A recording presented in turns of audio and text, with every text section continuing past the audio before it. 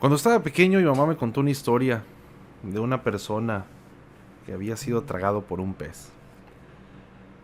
Siendo costeño, habiendo nacido en la ciudad de Guaymas, en el puerto de Guaymas, Sonora, recuerdo que uno de los grandes temores que tenía era entrar al mar.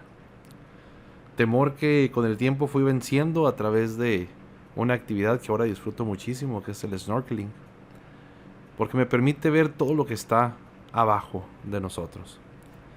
Esa historia que me contaba era de un hombre que había desobedecido a Dios y que había tenido la ocurrencia de querer huir de su presencia. Pero ¿quién de nosotros podrá huir de la presencia de Dios? Esa persona, su nombre era Jonás. Y recuerdo que un canto que entonábamos decía algo así como que Jonás no le hizo caso a la palabra de Dios y por eso al mar profundo la gente lo tiró. Vino un pez muy grande y se lo tragó porque no le hizo caso a la palabra de Dios. Y recuerdo que con aquella historia mamá trataba de enseñarnos la obediencia a Dios por encima de todas las cosas. ¿Qué tal andamos en ese aspecto? ¿Qué tal obedecemos a Dios? ¿Qué tal cuando tratamos de huir de su presencia? Cuando ingenuamente creemos que nos podemos esconder de Él.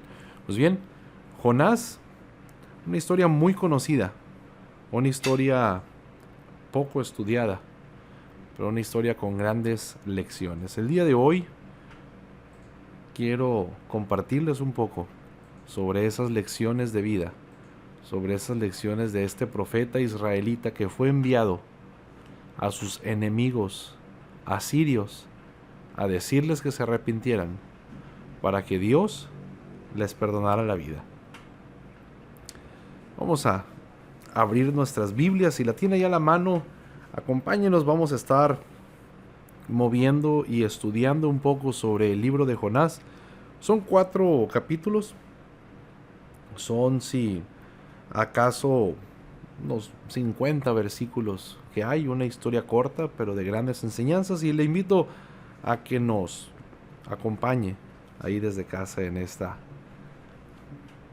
este análisis de la historia y las 7 lecciones que podemos rescatar de la vida de Jonás. Y si usted sabe alguna otra, le agradecería que los comparta ahí en la sección de comentarios y que nos ponga también lecciones que usted ha descubierto en la vida de este personaje.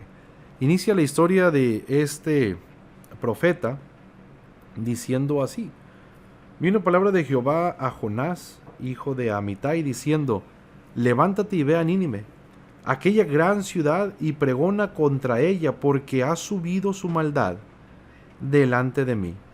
Y Jonás se levantó para huir de la presencia de Jehová a Tarsis, y descendió a Jope, y halló una nave que partía para Tarsis, y pagando su pasaje, entró en ella para irse con ellos a Tarsis, lejos de la presencia de Jehová. Pero Jehová hizo levantar un gran viento en el mar, y hubo en el mar una tempestad tan grande que se pensó que se partiría la nave. Y los marineros tuvieron miedo, y cada uno clamaba a su Dios. Y echaron al mar los enseres que había en la nave para descargarla de ellos. Pero Jonás había bajado al interior de la nave y se había echado a dormir. Y el patrón de la nave se le acercó y le dijo: ¿qué haces, dormilón? Levántate y clama a tu Dios. Quizá Él tendrá compasión de nosotros y no pereceremos. Y dijo cada uno a su compañero: venid y echemos suertes para que sepamos por causa de quién nos ha venido este mal. Y echaron suertes, y la suerte cayó sobre Jonás. Entonces le dijeron ellos: decláranos ahora por qué nos ha venido este mal. ¿Qué oficio tienes y de dónde vienes? ¿Cuál es tu tierra y de qué pueblo eres? Y él les respondió: soy hebreo y temo a Jehová, Dios de los cielos, que hizo el mar y la tierra. Y aquellos hombres temieron sobremanera y le dijeron: ¿por qué has hecho esto? Porque ellos sabían que huía de la presencia de Jehová, pues él se los había declarado. Y le dijeron: ¿qué haremos contigo para que el mar se aquiete? Porque el mar se iba embraveciendo más y más.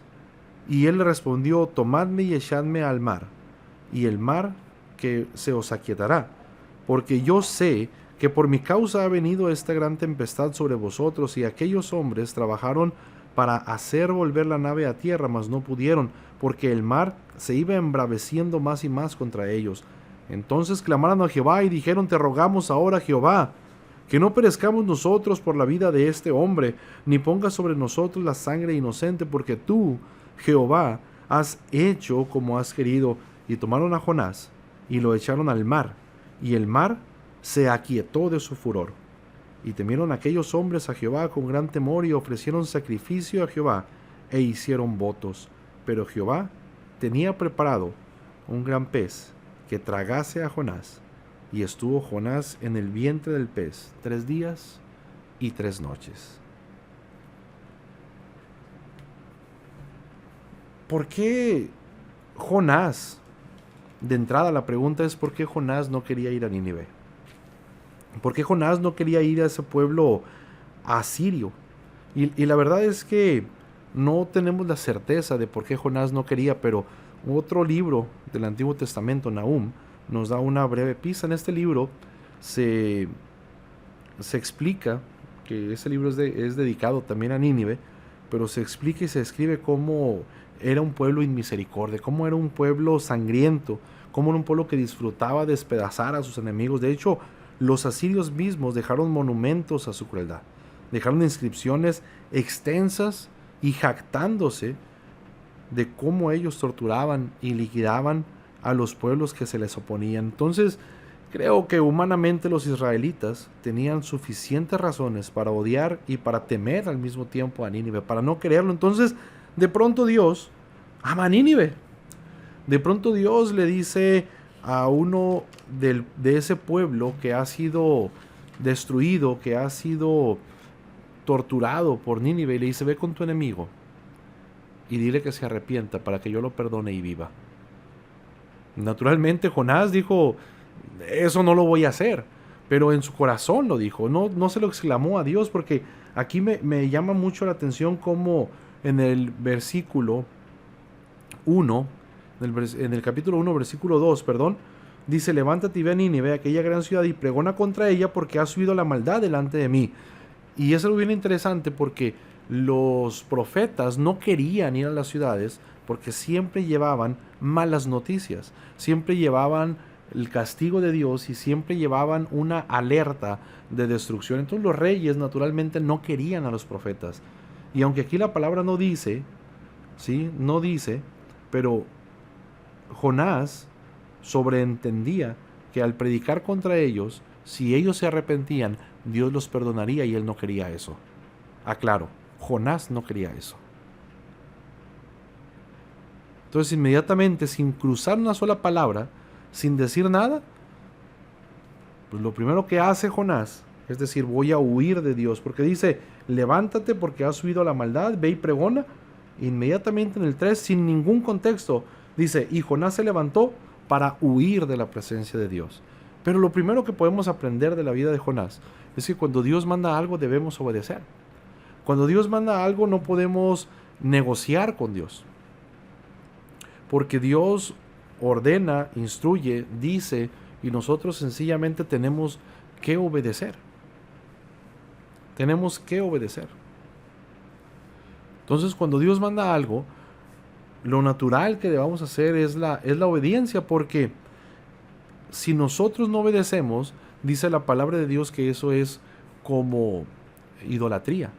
¿Y por qué la desobediencia es idolatría? Recordemos que un ídolo no es específicamente una estatua, no es específicamente una pintura, no es específicamente algo tallado, no es específicamente cualquier monumento, sino un ídolo es todo aquello que toma el lugar de Dios. Entonces la desobediencia, cuando nosotros no obedecemos a Dios, estamos poniendo algo por encima de Dios. Estamos tratando de poner algo que es nuestra voluntad por encima de Dios, y por lo tanto esta desobediencia es considerado un pecado como la idolatría. ¿Por qué? Porque yo estoy sustituyendo la obediencia a Dios por algo que yo quiero. Es por ello que se puede considerar un pecado de idolatría. Entonces, la segunda lección va ligada a la primera. La primera es que cuando Dios manda algo debemos obedecer. Debemos obedecer, punto. O sea, no es cuestión de negociar.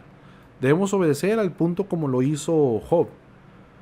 Que Job obedeció, estuvo en obediencia a Dios, estuvo sumiso a Dios, estuvo sujeto a Dios, estuvo sostenido de Dios. Al punto de que cuando su esposa le dice, maldice a Dios y muérete, ya lo dijimos en otra transmisión, que no era que su esposa quisiera verlo muerto, sino que era tanto el sufrimiento de su esposa que prefería verlo descansando en el Seol que verlo como estaba en esa situación. Por lo tanto, la frase de su esposa fue una frase más de amor que en busca de que desobedeciera a Dios. Y Job dijo, no lo voy a hacer, sino que voy a alabar a Dios, porque Él me ha dado y Él me ha quitado, por lo tanto sea su nombre bendito. Entonces, debemos obedecer al punto que, como lo hicieron Sadrach, Mesach y Abednego, que cuando les dijeron que ellos se arrodillaran frente a la estatua o los iban a echar al fuego, dijeron, no lo vamos a hacer. Y aunque Dios no nos libre del fuego, no lo voy a hacer. Obedecieron al punto de la vida. Y obedecer es obedecer al punto de que nosotros pongamos a Dios por encima de cualquier cosa, incluso por encima de nuestra vida. Entonces, cuando Dios manda algo, debemos obedecer. Y la segunda va ligada a la primera, porque nuestra desobediencia también causa dolor a otros. ¿Qué es lo que pasó? En el versículo 4 del capítulo 1 dice que Jehová hizo levantar un gran viento en el mar, y que hubo en el mar una tempestad tan grande que se pensó que la nave se iba a partir, porque lo que hizo Jonás es agarrar una nave que iba a Tarsis. Tarsis estaba en la dirección contraria de Nínive. Él le dijo, vete a la derecha y yo me voy a la izquierda, dijo. Vete para arriba, no, yo me voy para abajo. Vete para allá, no, yo me voy para acá. Y él estaba tratando de jugar a yo tengo un mejor plan que Dios. Estaba tratando de jugar a yo voy a hacer lo que yo quiera. Y eso mismo sucede con nosotros. Por eso la palabra dice que cuando nosotros sabemos hacer lo bueno y no lo hacemos, nos es contado pecado. Cuando yo sé que algo es bueno y no lo hago, me es contado pecado. Entonces aquí es obedecer a Dios u obedecer a Dios. Porque cuando nosotros desobedecemos, tenemos una consecuencia. Y esa consecuencia no solamente nos causa dolor a nosotros, le causa dolor también a otros, a las familias. ¿Se acuerdan de Acán? Acán, esa persona que cuando Josué entra a Jericó y lo conquista, que ve una alfombra persa y que ve unos lingotes de oro y dice, esto me lo voy a llevar como botín, cuando Jehová les había dicho que destruyeran todo, que no dejaran absolutamente nada, que no se trajeran nada. Entonces Acán se le hace bien y lo esconde en su tienda, y por lo tanto no muere solamente Acán, muere también su familia. ¿Se acuerdan de Saúl? Saúl desobedece a Dios haciendo algo similar, pero con el ganado. Y llega el profeta y le dice, oye, ¿por qué has desobedecido? Y le dice, pues es que a mí se me hizo bueno. Y el profeta le dice, ¿acaso se regocija Dios en los sacrificios más que en la obediencia? Y por haber desobedecido fue destruido él y todos sus hijos. Pues por la desobediencia de Jonás, aunque no tenían nada que ver esos marineros, pero ahí llevaban a una persona que había desobedecido a Dios. Entonces nuestra desobediencia también causa dolor a otros. Estaban sufriendo todos los marineros. ¿Y qué hizo este personaje? ¿Qué fue lo que hizo? En vez de ponerse a orar, él sabía que la tempestad era a su causa. Él sabía que la tempestad era por culpa de él. Y en vez de doblar sus rodillas, ir y arrepentirse delante de Dios, que dice la Biblia que un corazón contrito y humillado no desprecia al Señor, él lo que hizo fue irse a dormir, como si no pasara nada, como si todo estuviera bien, y se echó a dormir, a tal punto que el patrón se acerca con él y le dice, ¿qué tienes, dormilón? Levántate y clama a tu Dios, quizá él tendrá compasión de nosotros y no perezcamos, y no pereceremos. Pero él estaba roncando, estaba dormido en sus laureles, sin darse cuenta, o sin reconocer más bien, porque sí se daba cuenta, sin reconocer que su desobediencia estaba causando dolor también a otros. ¿Y qué pasa cuando nosotros desobedecemos a Dios y traemos a nuestra casa miseria? Traemos a nuestra casa desorden, traemos a nuestra casa pobreza, traemos a nuestra casa espíritus malos, traemos a nuestra casa situaciones que Dios no quiere que nos sucedan, no quiere que nos pasen, pero Dios, y apréndanse esto, por favor, anótelo por ahí en su Biblia y póngale, Dios te quiere bendecir, pero no te va a bendecir fuera de sus términos. Dios quiere que te vaya bien. Dios busca lo bueno para ti. La misma palabra dice que nosotros valemos más que los pajaritos, que Él tiene cuidado de nosotros, que Él nos protege, que Él es el que nos guarda, Él es el que no duerme, pero Dios no nos va a bendecir fuera de sus términos. Yo no puedo negociar con Dios. Yo no puedo ir con Dios y decirle, Dios, ok, mira, sí lo voy a hacer, pero no puedo hacerlo. Anótelo ahí en su Biblia. Dios me va a bendecir, pero no lo va a hacer fuera de sus términos. Exactamente lo mismo va a pasar. Dios quiere bendecir tu familia, tu matrimonio, tu salud, tus finanzas. Quiere bendecir tu iglesia, quiere bendecir tu ministerio, quiere bendecir tus emprendimientos, quiere bendecir todo lo que has puesto delante de Él. Pero si no lo está haciendo, tienes que ver si lo estás haciendo en los términos de Dios. Tienes que ver si lo estás haciendo como Él quiere.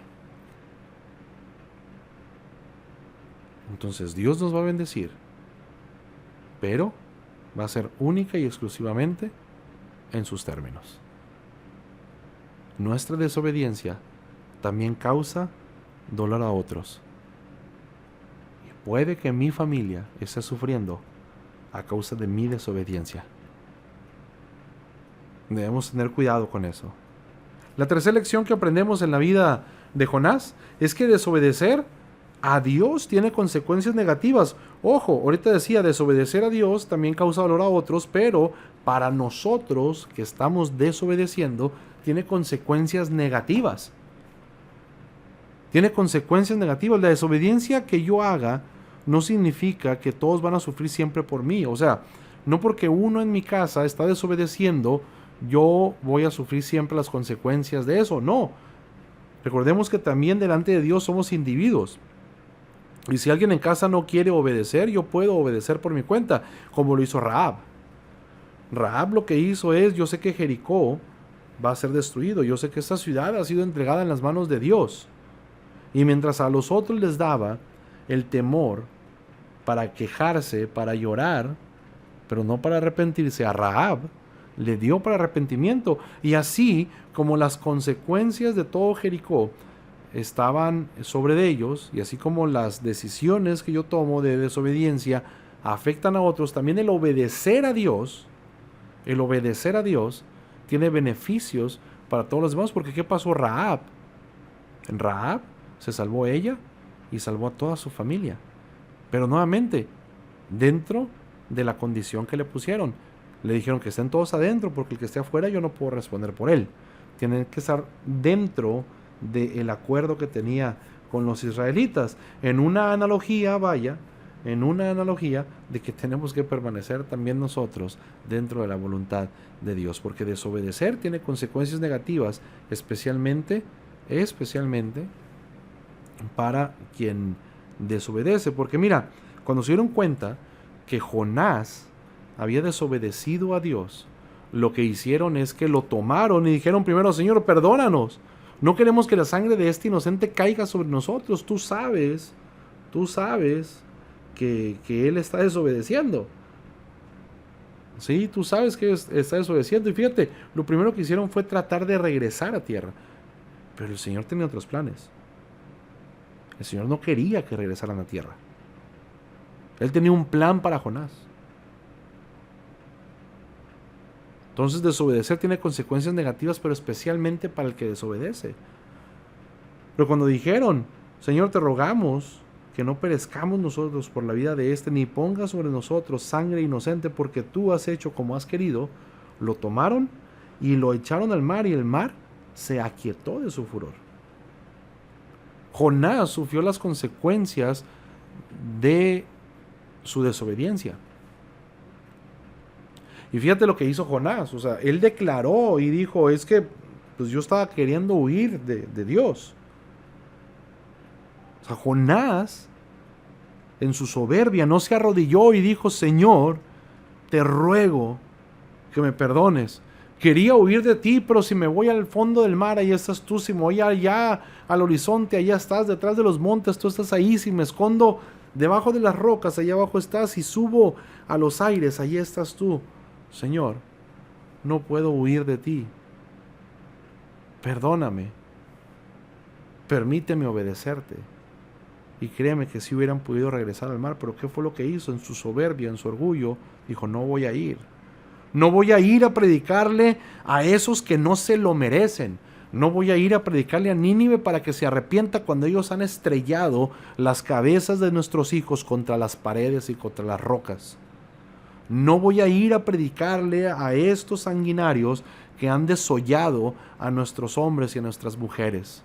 No voy a ir a hablar desde el amor de Dios a esos asesinos que han abierto los vientres de mujeres embarazadas y que han empalado a nuestros hombres, a nuestros guerreros y que no han tenido misericordia ni siquiera de los lactantes ni de los ancianos. Y en el corazón de Jonás estaba que esos a quien Dios lo había mandado no merecían el perdón de Dios. Pero ¿quién era Jonás? ¿Quién era Jonás para decidir quién merecía el perdón de Dios y no?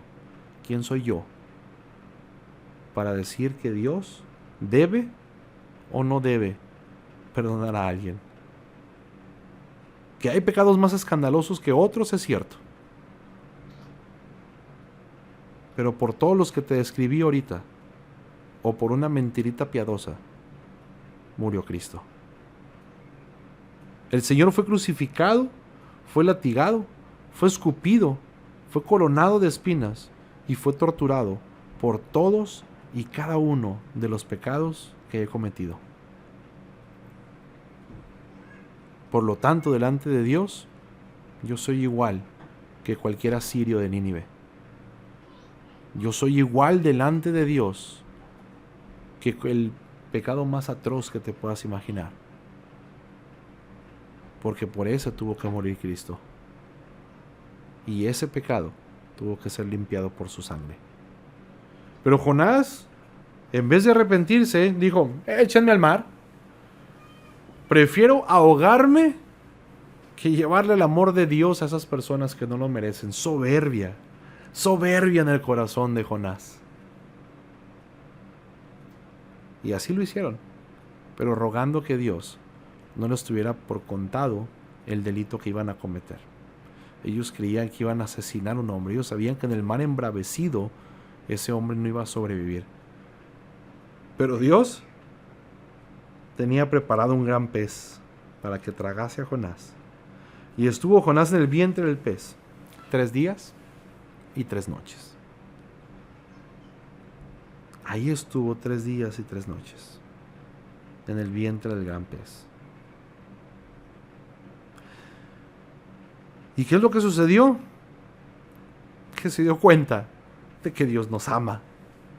Que se dio cuenta que Dios nos ama, porque entonces oró Jonás a Jehová desde el vientre del pez y dijo, invoqué en mi angustia a Jehová y él me oyó, desde el seno del Seol clamé y mi voz oíste. Me echaste a lo profundo en medio de los mares y rodeó la corriente, me rodeó la corriente.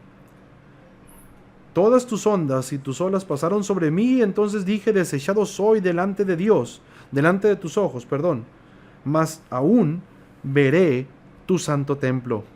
Las aguas me rodearon hasta el alma, rodeóme el abismo, el alga se enredó en mi cabeza, descendí a los cimientos de los montes y la tierra echó sus cerrojos sobre mí para siempre. Mas tú sacaste mi vida de la sepultura, oh Jehová, Dios mío.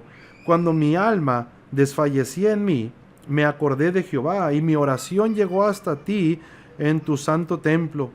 Los que siguen vanidades ilusorias, su misericordia abandonan, mas yo, con voz de alabanza, te ofreceré sacrificios.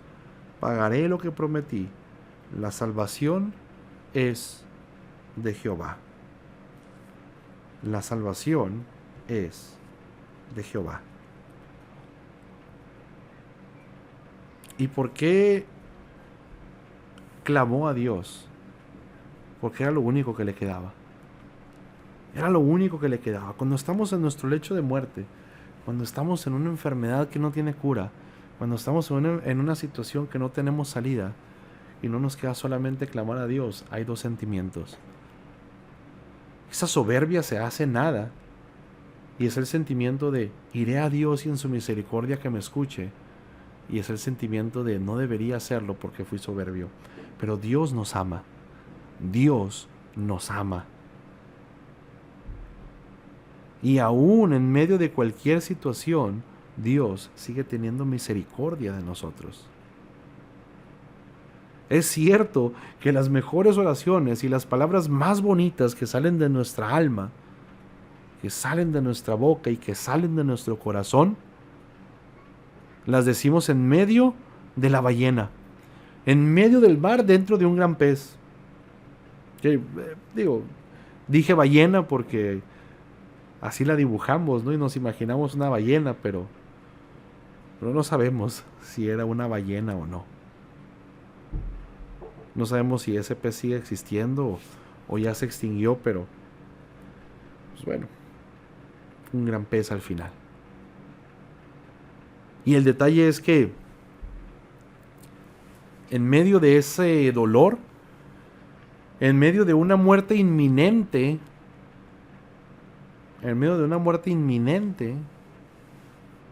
Jonás oró a Dios y él le escuchó, mostrando nuevamente el amor que Dios tiene para con nosotros, porque dice la palabra que Dios no quiere que ninguno se pierda, sino que es misericordioso y está tardando para que todos procedamos a ese arrepentimiento. Dios realmente nos ama. ¿Y qué es lo que pasó con esa oración? Dice 2:15 ahí, disculpen, es 2:10. ¿Qué es lo que pasó? Que mandó Jehová al pez y vomitó a Jonás en tierra. Envió a ese gran pez y vomitó a Jonás en tierra. ¿Sabes qué estuvo haciendo ese pez por esas 3 días que él estuvo en el Seol? Por esos 3 días que estuvo en la tumba de ese pez, esos 3 días que él creyó que su vida se había acabado, estaba nadando, llevándolo al lugar donde Dios lo había mandado. Llegó y lo vomitó en la orilla, lo vomitó en tierra.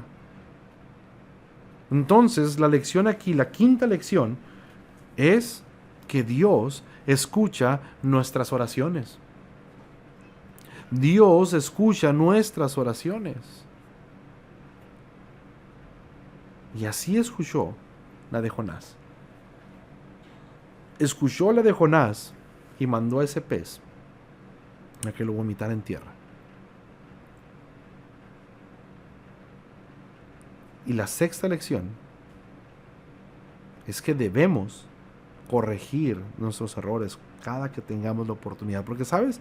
Cuando Jonás se da cuenta que Dios lo ama, se da cuenta que Dios tuvo misericordia de él y que lo vomita el pez en tierra, lo que hace es que vino palabra de Jehová por segunda vez a Jonás, diciendo: levántate y ve a Nínive, aquella gran ciudad, y proclama en ella el mensaje que yo te diré.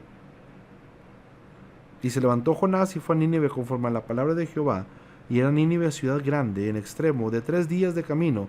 Y comenzó Jonás a entrar por la ciudad camino de 1 día, y predicaba diciendo: de aquí a 40 días Nínive será destruida. Los hombres de Nínive creyeron a Dios y proclamaron ayuno y se vistieron de cilicio desde el mayor hasta el menor de ellos, y llegó la noticia hasta el rey de Nínive, y se levantó de su silla, se despojó de su vestido y se cubrió de cilicio y se sentó sobre ceniza e hizo proclamar y anunciar a Nínive por mandato del rey y de sus grandes diciendo: hombres y animales, bueyes y ovejas que gusten cosa alguna, no se les dé alimento ni beban agua, sino cúbranse de cilicio hombres y animales, y clamen a Dios fuertemente, y conviértase cada uno de su mal camino, de la rapiña que hay en sus manos.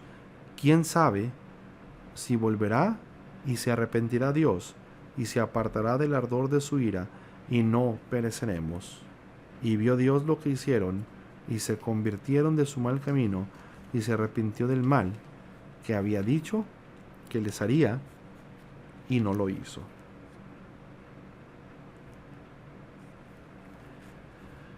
Una reacción que no esperaba Jonás del pueblo de Nínive. Una reacción que él no se esperaba que tuvieran. Primero, la sexta lección es que debemos corregir nuestros errores. Dios nos da una segunda oportunidad y, sabes, no importa lo que hayas hecho. En este momento no importa lo que hayas hecho. Dios te ama y te da la oportunidad de corregir tus errores. Ojo, y no quiero que interpretemos el Dios te ama como un permiso al libertinaje. Porque hay gente que dice: es que Dios te ama tal y como eres. Sí, Dios te ama tal y como eres. Y te ama y te lo demostró porque murió por ti en la cruz. Pero repito lo que dije hace rato: Dios te va a bendecir, pero no fuera de sus términos. Entonces Dios te ama y te va a entregar la salvación, a pesar de que hayas hecho lo que hayas hecho. Pero si corriges tus errores, si corriges tu camino, si te arrepientes y clamas a Dios, Él va a tener misericordia. Un corazón contrito y humillado no lo va a despreciar. Pero si no corrigimos nuestro camino, Dios no nos va a bendecir. Ni es cierto que todos vamos a entrar al cielo. No es cierto que todo el que muere se va al cielo. Ese será otro tema. Pero debemos corregir nuestros errores. Debemos buscar a Dios mientras puede ser hallado. No perdamos tiempo. Corrijamos nuestros errores, porque si corregimos nuestros errores, y esta es la lección número 7, Dios es misericordioso. Dios es misericordioso porque así como vio que Nínive se humilló por 40 días y proclamó ayuno y se convirtió de su mal camino, y Dios se arrepintió del mal que había dicho que les haría y no lo hizo, así Dios se arrepiente de todas las cosas que teníamos en contra nuestra por nuestra desobediencia y no permite que lleguen. Recordemos, hay consecuencias por habernos portado mal. Hay consecuencias por habernos portado mal, por haber desobedecido a Dios.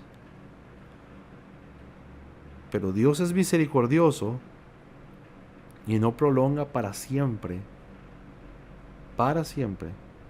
esas consecuencias. Oye, es que tengo una enfermedad dura, fuerte, incurable, a causa de mi desobediencia, de hacer lo que yo quise. Entonces me voy a arrepentir para que Dios la cure. Bueno, no quiero prometerte eso. Porque puede que Dios decida que no. ¿Puede que Dios haga el milagro? Sí. Pero también puede que Dios diga que no. Y así como Pablo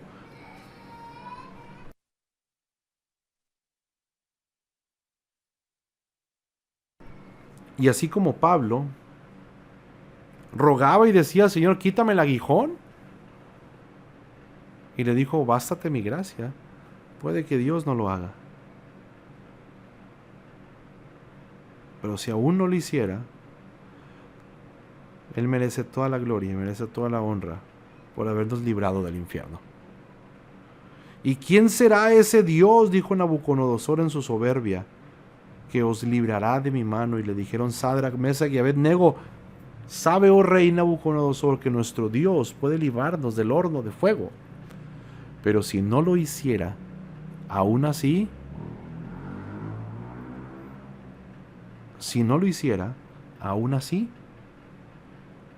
no nos arrodillaremos ni adoraremos tu estatua. Aunque él me matare, en él esperaré, dijo Job.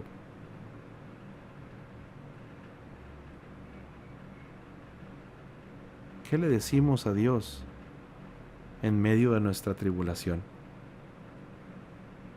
Dios es misericordioso y nos libra de las fauces del infierno. Pero las consecuencias de los actos que hemos cometido, esos no son culpa de Dios. Y puede que Dios no nos libre de esas consecuencias. Pero aún así, Él sigue siendo misericordioso. ¿Sabes? Lo que sucedió después de que Dios se arrepintió, dice que Jonás se apesadumbró en extremo y se enojó y oró a Dios y le dijo: ahora, oh Jehová, ¿no es esto lo que yo decía cuando aún estaba en mi tierra?